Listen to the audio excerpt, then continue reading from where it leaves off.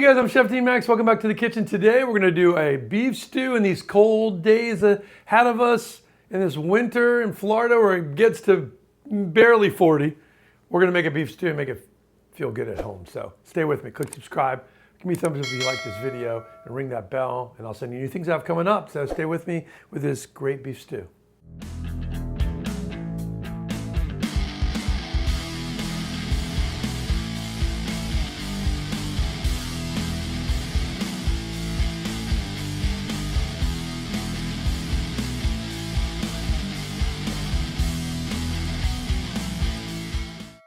Okay guys, we're back and I've got my pot getting hot here and I'm gonna pour ghee in this. Now, you guys have seen me use ghee before, and if you don't know how to make it, then just go click up here and I have a recipe or a video for ghee. So we'll do that. Now, I've got this top round chuck here and I'm gonna dice this up. Look how big that piece is. It's like a 2-pound piece, right?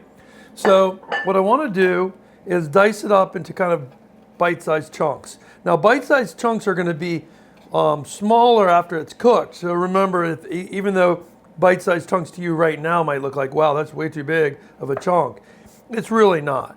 So I'm going to start laying these in this. This pan's getting hot, and I'm going to turn it up a little bit. I'm going to season it when it's in here.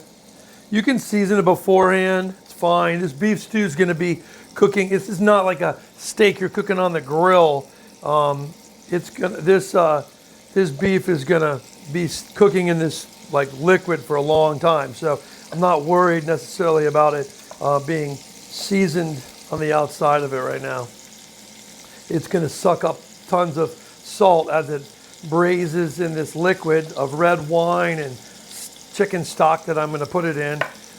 Now, there's pieces of fat. Do not cut those off and throw them away. See this globule of fat? That fat's going to add flavor to this. So just leave it in there, okay? I know that scares you. It scares some of you, right?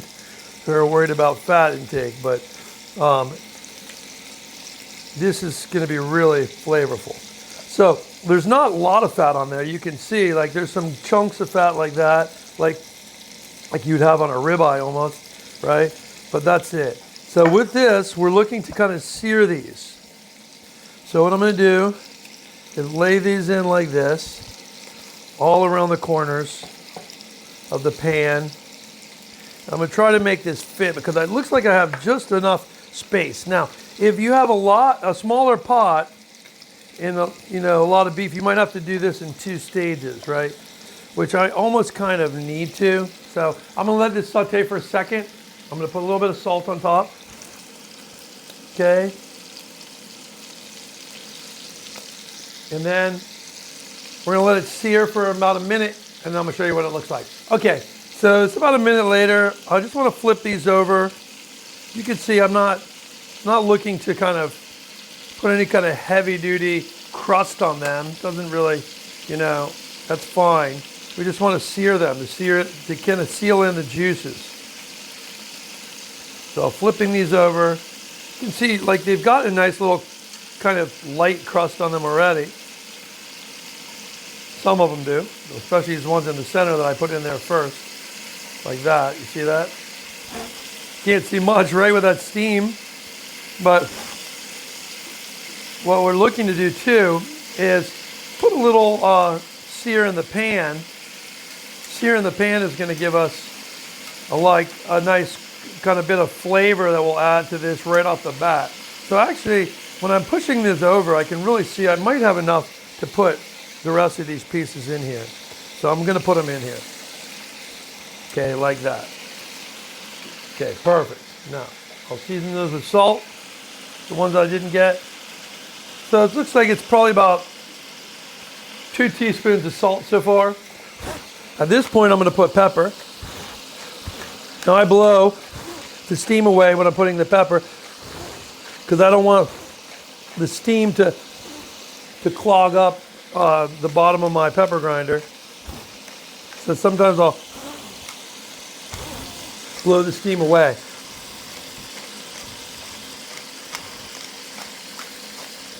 There we go. Okay, now while that's cooking for a second, I'm going to show you the next phase of this. The next phase of this is going to be garlic. So I've got a bulb of garlic here. Now I'm just going to trim the ends of the garlic, the hard stem pieces off. And if there's any kind of pieces of papery skin left on them, we'll leave on them. Why? Because I leave these whole. I like to, in a stew like this, get like just a whole chunk of garlic that's been stewed for a couple hours. It's got all the flavors of the wine with the beef in it, and it's just a really great taste. So I'm not going to mince these up. You can if you want. If you don't like that, then you can do that. Mince it up, by all means, however you like to do it. But I love that. I don't know if you guys like the flavor of garlic when you've cooked garlic all the way and you have like a big chunk of garlic on a piece of bread. So nice, right?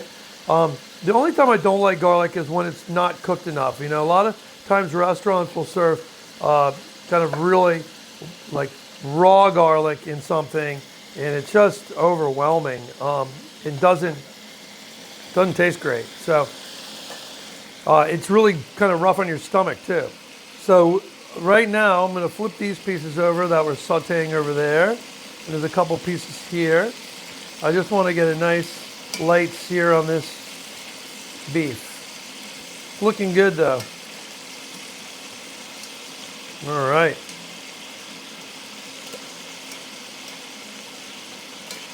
Look at that. Beautiful, right? Okay. So with this, what I want to do next is I'm going to remove it so we can start the vegetable sauté. So I think it's seared enough. Let's see. I take it like this. Out.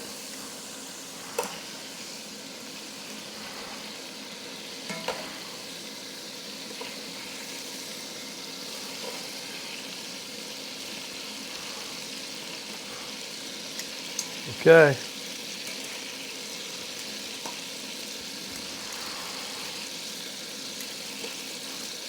Now, once it's all out like this, I can take my onions. Now here, I've got onions, you guys can see, and celery. And I'm gonna put that in the pan and start it to saute. Okay? I've got a spoon here. Stir it around a little bit. Kind of get these little nidbits of crustiness from the beef that I was cooking in there, like this. I'm gonna add the carrots. So I've got 2 onions, I've got a whole celery stalk, and then I've got 2 carrots. So it's a little bit less carrots. Now, I'm gonna put in this too, bell peppers. So those are 2 bell peppers that are chopped up. And I'm gonna add Hungarian paprika to mine. So it's almost like a Hungarian goulash, right? It's got peppers. It's gonna have a lot of Hungarian paprika in there. It'll be really nice. And I'm gonna put mushrooms in there too. So I'll wait on the mushrooms for a second. And then my garlic, just like that, whole chunks. That's gonna really, over the course of the time that it's gonna take to cook your beef, which is gonna be probably close to an hour of like simmering lightly in there, that garlic is gonna perfume the whole dish. So let me let this saute for about a couple minutes and then we'll be back. Okay guys, we're back after about a couple minutes. You can see these vegetables have started to really wilt down. They're letting off their juice. The peppers have a lot of juice in them, so that's all kind of cooking off.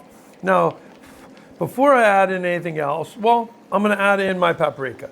So with this paprika, I'm gonna put in a good 2 tablespoons of paprika. That's definitely 2 right there.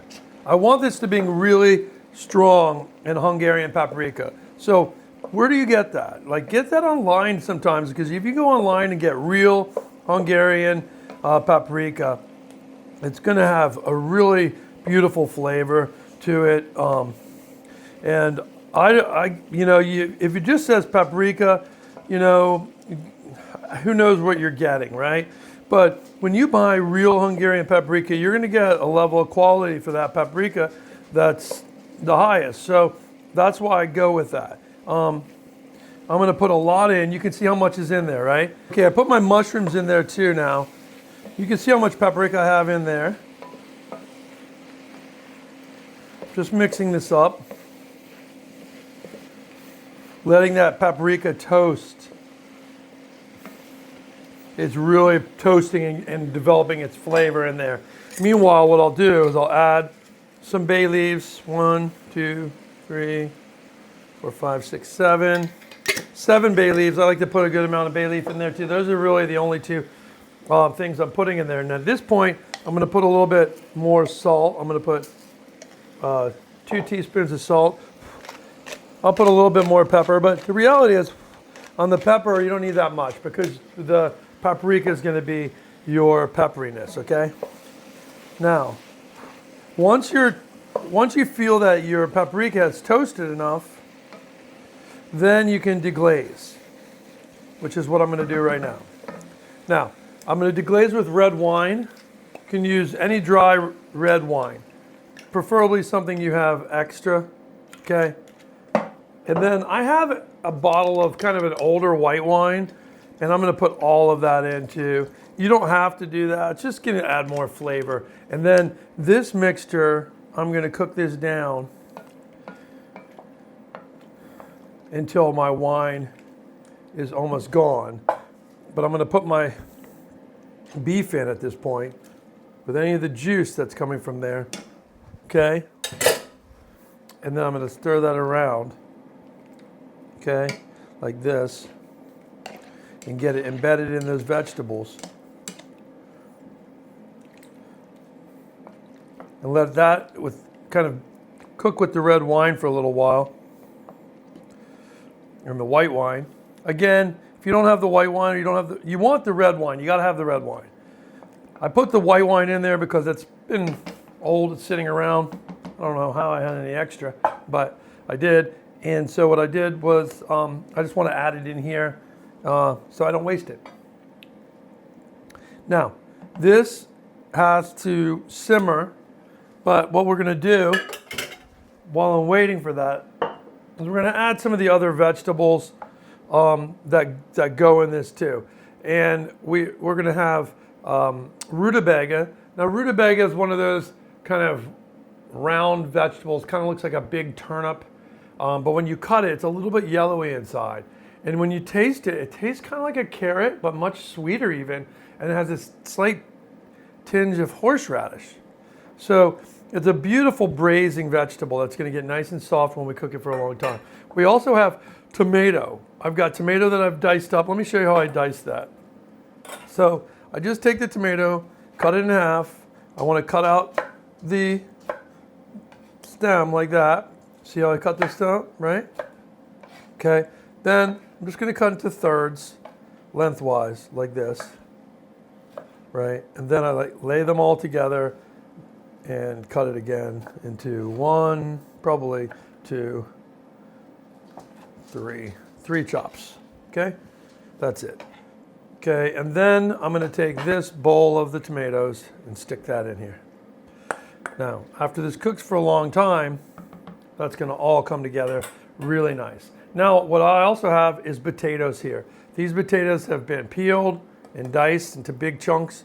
Why big chunks? Because it's going to really get cooked a lot, and so they're going to be soft. The potatoes, ultra soft, breaking apart. Some of them will even get rounded in look because the starchiness of the potatoes cooking into the stew, and that's what you want in this hearty stew. You don't want like chunky vegetables. You want this to really come together. So at this point, as my wine is cooking down in here, we're going to add a stock to this as well. And so I'll add a chicken stock. I've got some chicken stock here. So a nice dark chicken stock. You guys can see the color, and that's beautiful, right? And with this, I'm going to add my chicken stock in here. And I'm gonna add enough water to cover it. And then after I do that, I'll put my lid on it and I'll let this come to a boil and simmer away for a bit. Once it boils, you want to always turn it down to a light simmer. And that light simmer is just like this beautiful, delicate bubbling. And let it cook like that for about an hour.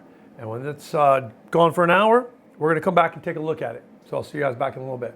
Hey guys, we're back. It's been about an hour and a half now for this, and I think we're just about done. So here I've got some picked parsley leaves I'm gonna put down, and I'm gonna just chop these. You know, we don't have to worry about chopping them fine. I don't like to chop them fine, not for this, not for a stew like this. I just wanna rough chop those, but I have picked the parsley leaves, okay? So they're all picked, and now let's take a look at our stew. Wow, it looks great. I'm gonna throw my parsley in here. Now you do want to tell people to be careful for bay leaves, okay? Because those are things that, you know, they want to watch out for. I'm gonna set this on the side, and you guys can see this stew has really come together. It's beautiful and brothy. Now, if you wanted to make this a little bit thicker, you can do that easily without putting flour or anything like that. You could take the potatoes, take some of the potatoes, not the meat. You could have any of the vegetables in this liquid and blend it, and you'd make a beautiful. I like my stew to be really like brothy like this. So you can see, look at the vegetables, all of that are like gorgeous. Look how gorgeous that is. Let's bring it over here and show you. Wow, you've got potatoes, rutabaga, celery. Now, again, if you don't have rutabaga, don't worry about it. If you want to add parsnips, add parsnips. If you want to add celery root or celeriac, wonderful in this, okay? If you wanted to make this creamy, you know, obviously like a Hungarian, you'd want to put a little bit of sour cream in there, but you don't have to. You can leave it like this. You can put heavy cream in there if you want. But wow, in the winter to have a beautiful broth like this, and you can see the meat. Watch this meat. It's just like, it's just so tender, just breaks like that. Ah.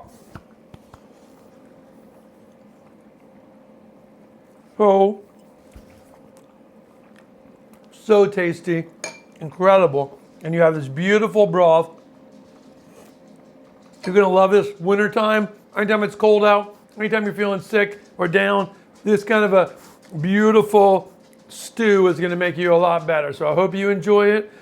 Give me some comments, any questions that you have, put them down there, and I'll see you guys back in the kitchen soon. I'm Chef Dean Max.